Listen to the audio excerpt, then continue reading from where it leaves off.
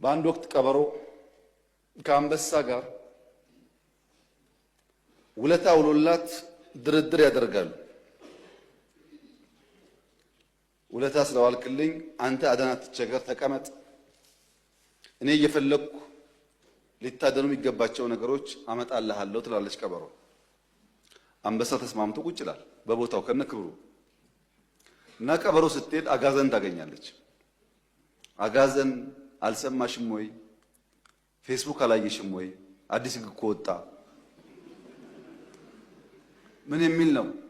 አንበሳ እያረጀው ስለሆነ እየደከምኩ ስለሆነ ደህና አጋዘን ከተገኘ ዙፋኑን አስረክባለሁ እያለ ነው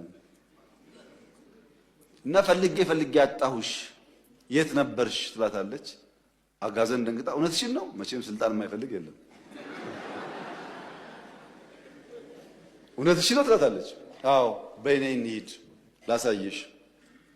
ልክ አንበሳ ጋር ሲደርሱ ያውልሽ እና አነጋግሪው ትላታለች።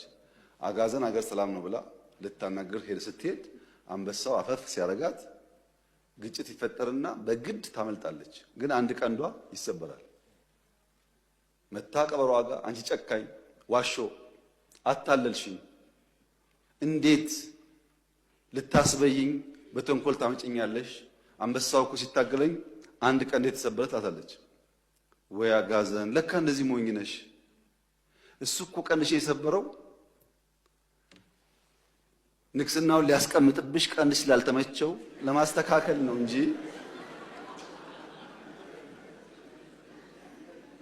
ለክፋት አይደለም። ተሸውደሻል አለቻት።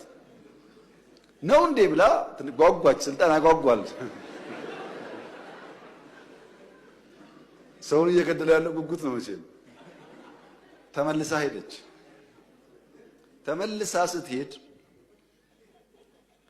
ቅድም ዘውድ ለማስቀመጥ ነው ቀንድሽን የሰበረው ተብላ ሄዳ ሲታገላት እንደምስታመልጥ ጭራዋ ይቆረጣል ያጋዘማ።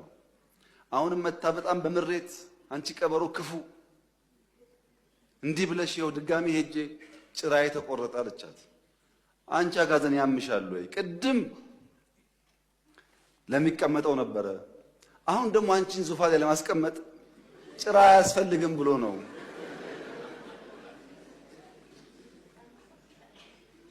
አልገባሽም አለቻት። አሁንም ስልጣን ያጓጓል።